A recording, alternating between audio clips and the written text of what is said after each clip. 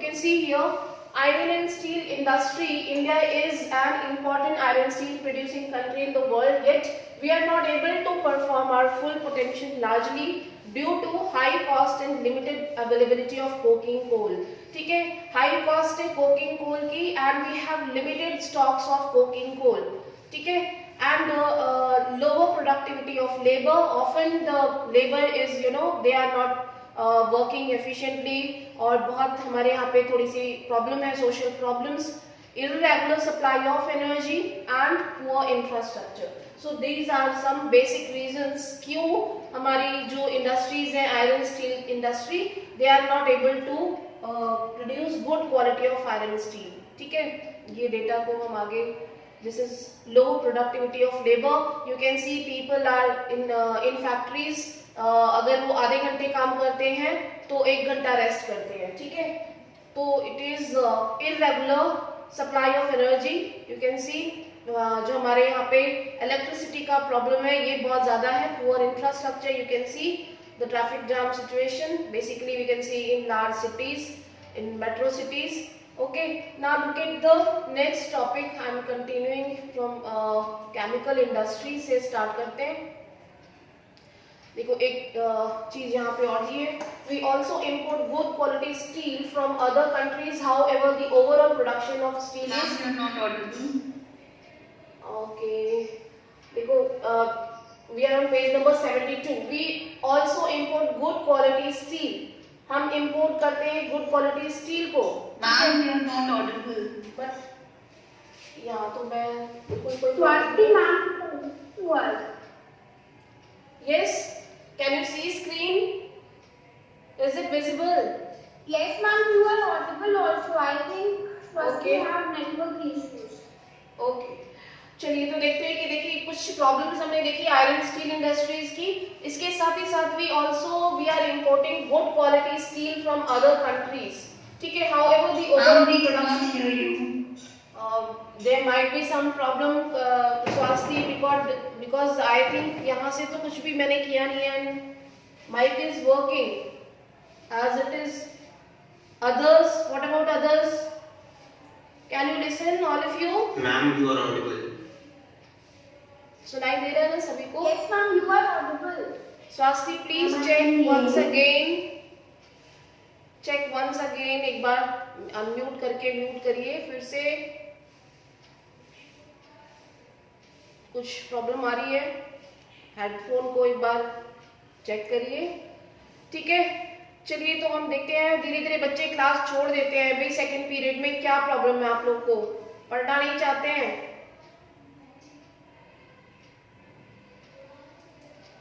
ठीक है, we are importing good quality of steel from other countries. However the overall production of steel is sufficient to meet our domestic demand. जो हमारी within the country demand है industrial purpose के लिए, वो हम fulfil कर सकते हैं जितना हमारी कंट्री में प्रोड्यूस होता है. लेकिन इसके बावजूद भी कुछ गुड क्वालिटी के जो स्टील हैं we are importing from other countries. ठीक है, so this is again a drawback. Then liberalization and foreign direct investment have given a boost to the industry with the efforts of private entrepreneurs. So यहाँ पे हम जैसे कि हमने globalisation पढ़ा था, तो यहाँ पे जो फॉरेन डायरेक्ट इंडस्ट्रीज आ रही हैं they are also investing in means private companies जो हैं वो भी आ रही हैं और वो इन्वेस्ट कर रही हैं इंडिया में. They are also installing their industries in India. So there is a need to allocate resources for research and development to produce steel more competitively. Means यहाँ पे हमें थोड़ा सा और अच्छी क्वालिटी का जो कि गुड क्वालिटी जिसे हम बाहर से इंपोर्ट कर रहे हैं we can improve with the help of the technology. ठीक है, now next देखते हैं aluminium smelting. Aluminium smelting is the second most important metallurgical industry in India. ठीक है, aluminium is second most important metallurgical industry. तो इसको आप underline कर लेंगे. It is very light. हम देखें तो in comparison to iron and steel, it is very lightweight and resistant to corrosion, a good conductor of heat, malleable and becomes strong when it is mixed with the other metal. So these are some properties of aluminium. You might have learned in science, आपने पढ़ा होगा physics, chemistry में, ठीक है. So these are some good qualities of aluminium. It is used to manufacture aircraft. Aircraft के लिए बहुत important है क्योंकि लाइट वेट भी है और स्ट्रॉन्ग भी है, ठीक है. And that is right, it will be beneficial कि हम जो है वो लाइट वेट होने की वजह से इसका यूज एयरक्राफ्ट में करते हैं, ठीक है. यूटेंसिल्स एंड वायर्स इससे बनते हैं. वायर्स इसलिए क्योंकि ये गुड कंडक्टर ऑफ हीट है, इलेक्ट्रिसिटी है, ठीक है. It has gain popularly as a substitute of steel, copper, zinc and lead in a number of industry. ठीक है. So you should remember what are the benefits and uses of aluminium. Aluminium smelting plants in the country are located in Odisha, West Bengal, Kerala, Uttar Pradesh, Chhattisgarh, Maharashtra and Tamil Nadu. ठीक है. तो ये कुछ distributed areas हैं जहाँ पे कि aluminium smelting industries locate करती हैं. सबसे पहले ओडिशा एंड वेस्ट बंगाल, ठीक है. इसको आप याद रखेंगे. Number 1 major producing region Odisha and West Bengal है. Then Kerala, Uttar Pradesh are the others. In 2008 and 9, India produced over 15.29 lakh million tons of aluminium. Ma'am, Jindal Steel and Industry is also one of the famous iron work industry, right? Iron and steel. Yes, exactly. ठीक है. So there is some difference between private and public industry. We have learned. Jindal private है या public है? You have to find out. ठीक है. So 15.29 lakh million tons of aluminium is produced in 2008 and 9. आपके book में क्या data दिया है? Ma'am, aluminium smelting largest producer is Aluminium's largest producer state is Odisha. yes, ma'am. ठीक है. You have to underline. So how do we extract? हम कैसे extract करते हैं aluminium को? It is extracted from bauxite. ठीक है. जो बॉक्साइट है ये रेड कलर का एक रेडिश कलर का जो एक रॉक है, उससे इस रॉक से बेसिकली हम इस मिनरल को एक्सट्रैक्ट करते हैं, ठीक है. And with the flow chart we will go through and then we manufacture aluminium. Regular supply of electricity and an assured source of raw material at minimum cost are the two prime factors for the location of industry. So it is obviously where we will get the bauxite. उन्हीं जगहों पे ज़्यादातर industries locate करेंगे, ठीक है. Now look at the ratio of aluminium. यहाँ से भी बहुत क्वेश्चंस कम आते हैं, लेकिन आपको अपनी अंडरस्टैंडिंग के लिए इसको समझना चाहिए, पढ़ना चाहिए, ठीक है. 4 to 6 टन ऑफ बॉक्साइट की जरूरत है. यहाँ पे रेशियो भी 4:6 हम कहते हैं, जैसे कि हमने आयरन स्टील का पढ़ा था वही है. तो यहाँ पे 4 या फिर 6, ठीक है. 4 या 6 रेशियो 2:1, ठीक है. ये हमारा एल्यूमिनियम का जो हम कह सकते हैं जो मैन्युफैक्चर करते हैं ये रेशियो होता है, ठीक है. 4 to 6 टन ऑफ बॉक्साइट, जिससे कि हम एल्यूमिनियम को निकालते हैं, एक्सट्रैक्ट करते हैं विद द प्रोसेस जिसको साइंटिफिक वर्ड में शायद ऑक्साइडेशन कहते हैं, ठीक है. दैट इज आपने वो पढ़ा होगा, पढ़ा है कि नहीं पढ़ा, ठीक है. उस प्रोसेस के थ्रू हम इसको ऑक्सीडाइजेशन पढ़ा है, बट हमने एल्यूमिनियम का हाँ, ठीक है. उसी तरीके से बहुत ज्यादा तो हमें साइंस की पढ़ा है क्योंकि मैम को डिलीटेड हो गया है सिलेबस से. ओके नहीं, पर मैम ने पढ़ाना था, अलका मैम. ओके. देखो ये एक साइंस मैम ने पढ़ाया, बट रेशियोज वाला में कांसेप्ट नहीं पता था. All right. देखो अभी हमें सिर्फ वर्ड का मतलब समझना है. यहाँ पे प्रोसेस आप लोग उससे अवेयर है कि कुछ इसी तरीके का प्रोसेस होगा जिससे कि हम एक्सट्रैक्ट करते हैं, ठीक है. Now look at the here flow chart figure 6.7. That is the process of manufacturing in aluminium industry. जो भी बॉक्साइट अगर आप देखोगे the raw material is the raw material for manufacturing aluminium. Bauxite का जो भी हम क्वेरिंग करते हैं, माइनिंग प्रोसेस जो होता है क्वेरिंग, ठीक है, and then whatever is we will take it, ठीक है, by any means of transport. Alumina जो कि हम ऑक्साइड यहाँ से क्रश करके उसको एक्सट्रैक्ट करेंगे बॉक्साइट से एल्यूमिना को, ठीक है, and it will be done in refinery, एक रिफाइनरी जो भी होगा रिफाइनरी जहाँ पे हम उसको क्रश करके ऑक्साइडेशन प्रोसेस से रिफाइन करके फिर उससे एक्सट्रैक्ट करेंगे एल्यूमिना को, ठीक है। देन बल्क और शिप्ड टू साइट और smelt, then calcinated petroleum coke from a refinery and pitch from a colliery, ठीक है, जो भी उसकी माइन होती है जहां से हम इसको मैन्युफैक्चर करते हैं, then we will take it to the place for smelting. Cryolite, a molten metal act as an electrolyte, aluminium smelting। अच्छा देखो, आपके मैम ने अभी थोड़े दिन पहले आपको बताया होगा कि जो कुछ ऐसे मटेरियल होते हैं जिसमें कि कार्बन कंटेंट होता है, कुछ में जो है वो हाइड्रोजन कंटेंट, ऐसा कुछ बताया होगा आपको, है ना। तो ये बताइए कि बॉक्साइट, हाँ, तो बॉक्साइट जो है ये इस टाइप का मिनरल है जिससे कि हम बहुत सारी चीजें बनाते हैं, ठीक है। ये ऑर्गेनिक है या इनऑर्गेनिक है?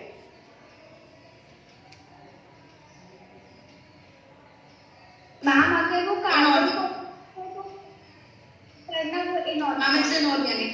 इनऑर्गेनिक, ठीक है। अभी इसी से रिलेटेड हम और आगे पढ़ेंगे। देखो, जो भी एल्यूमिना होता है उसको हमने स्मेल्टिंग प्रोसेस से निकाल लिया, फिर उसको हमने ट्रांसपोर्ट कर दिया साइट पे, और जहाँ पे भी जो भी इंडस्ट्री है, aluminium industry, and then it will call, जो एल्यूमिनियम होगा वो हमें मिलता है इससे, ठीक है। Okay, activity based question, in text question we will discuss later. Then ये सॉस पेन वाला छोड़ो, ये हम बाद में करेंगे। Look at the main topic, chemical industry, ठीक है। So what we were telling, chemical industry is again mineral based industry. We get some organic and inorganic minerals, ठीक है। तो ऑर्गेनिक और इनऑर्गेनिक मिनरल्स आपके केमिस्ट्री टीचर ने आपको शायद जरूर पढ़ाया होगा। Some minerals are carbon containing and some are non carbon containing, ठीक है। तो ऐसे मिनरल्स जो है उनसे भी बहुत सारी चीजें जो है वो मैन्युफैक्चर्ड होती हैं, जिसको कि हम इस टॉपिक में पढ़ेंगे। Like chemical industry is fast growing and diversifying industry which is almost contributing 3% of the GDP. GDP में इनका शेयर कितना है? 3% है। It is the third largest in Asia and occupies the 12th place in the world in terms of its size. यानी कि chemical industries जो है इनका contribution 3% है, and it is lying on third position in Asia. Asia में इनकी third position है and 12th place in the world in term of size. It comprises both large and small scale manufacturing units, ठीक है। Rapid growth has been recorded in both inorganic and organic sector. Inorganic chemicals are basically वो होते हैं inorganic जिसमें कि ये non carbon containing minerals होते हैं, ठीक है। So these chemicals include sulfuric acid used to manufacture fertilizer, synthetic fiber, plastic, adhesives, paint, dyes, stuffs, nitric acid, alkalis, soda ash, etc. ठीक है। So basically आप इसको डिवाइड कर लोगे यहाँ से, inorganic and organic sector. First is inorganic chemicals include sulfuric acid and used to manufacture fertilizers, synthetic fiber, plastics, adhesives, paints, dyes, stuff, nitric acid, alkali, soda ash, used to make glass. इनका use क्या है? Basically जो इससे भी दो type की चीजें बनती हैं। सल्फ्यूरिक एसिड से जो है it is use to manufacture fertiliser, synthetic fibre, plastic, paints and dyes, और दूसरा है soda ash which is use to manufacture glass, paper soap and detergents etcetera. आपने ये पढ़ा होगा साइंस में, है ना।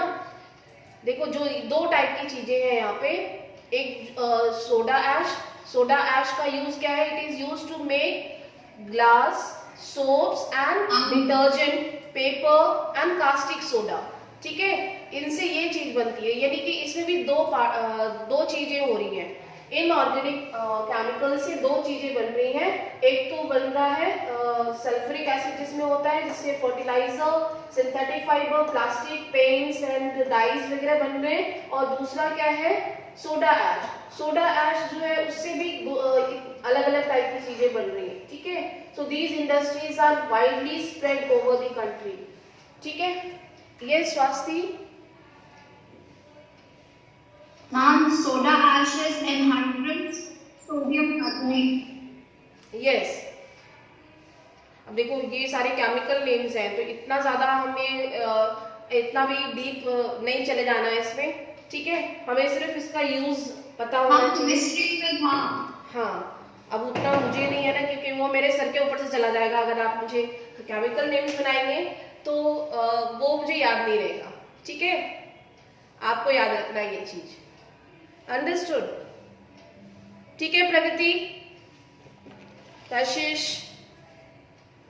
अच्छा दूसरा है ऑर्गेनिक केमिकल्स। क्या हो गया, आवाज नहीं आ रही है प्रगति एंड कशिश की? Yes, ma'am. Now look at the next one, that is organic. So there are some heavy organic chemicals are also there, which is included in mineral based industry, that is petrochemicals, which are used for manufacturing of synthetic fibers, synthetic rubber, plastic, dye stuff, drugs and pharmaceuticals, ठीक है। So these are also very important mineral, जिसमें कि carbon content होता है, ठीक है। Carbon and hydrogen होता है basically, and it is very heavy minerals which are used in the manufacturing of synthetic fiber, synthetic rubber, plastic, dye stuffs. तो भी आप देखते हो स्मेल बड़ी अजीब होती है इनकी, ठीक है। And drugs and pharmaceuticals. So these chemical plants are located near oil refineries. कहाँ पे लोकेट करती हैं, जहाँ पे कि पेट्रोकेमिकल्स रिफाइनरी हो ज्यादातर, उनके नियर बाय लोकेट करती हैं ऐसी इंडस्ट्री, जिससे उनको रॉ मटेरियल्स इजीली अवेलेबल हो पाए, ठीक है। So organic chemicals are also very important, which includes petrochemical, heavy material जिसको बोलते हैं, heavy organic material, and such type of industries are locating near the oil refineries. And what are the uses of or what are the products manufactured by these minerals, chemicals, that is fiber, synthetic rubber. Share the screen again, it's not visible to me. Kashish, it is shared already. Yes ma'am, now it's visible. Okay.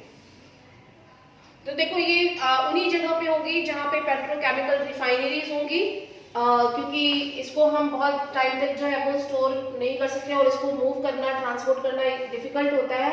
तो इससे जो compress करके जो इससे जो भी gas मिलती है हमें, उससे भी बहुत सारी चीजें बनती हैं, ठीक है। तो रिफाइनरीज के साथ ही इनके हम कह सकते हैं नियर बाय ही ये इंडस्ट्रीज होंगी। The chemical industry is its own largest consumer. Basic chemicals undergo processing to further produce other chemicals that are used for industrial application. So chemical industry is contributing actually 14% of the total production of entire manufacturing sector. ठीक है, so it is one of the important topic, and हम इससे बहुत सारे जो भी चीजें इनसे बनती है, बाय प्रोडक्ट्स जो होते हैं इनके, फार्मास्यूटिकल्स, मेडिसिन्स, ठीक है, वो हो गया, plus paints, adhesives and cosmetics, ठीक है। So many things are produce from the chemical industry. So ये कुछ बेसिक चीजें जो आपको ये पता ही होंगी। Now fertiliser industry. Fertiliser industry is centered around the production of nitrogenous fertilizer, that is called urea, ठीक है। phosphatic fertilizer and ammonia phosphate, that is called DAP. तो ये याद रखना है कि DAP किसको कहते हैं. DAP is, what is DAP?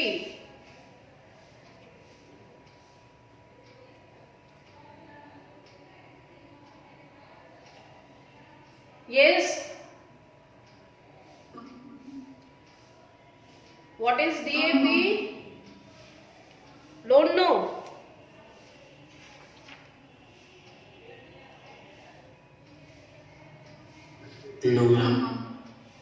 No. fertilizer है and it is very popular. So those who are aware about the cultivation, agriculture, farmers, so they used to this type of fertilizer for to increase their production, DAP fertilizer. ठीक है, तो ये जो एक हम कह सकते हैं जो केमिकल फर्टिलाइजर होता है ना, जिसको आर्टिफिशियली जो मैन्युफैक्चर होता है, ठीक है, phosphatic fertiliser and ammonia phosphate, जिसको कि DAP बोलते हैं, ये एक टाइप का फर्टिलाइजर है, ठीक है, chemical fertiliser and complex fertilizer which have a contribution of nitrogen N, phosphate P and potash K. Okay.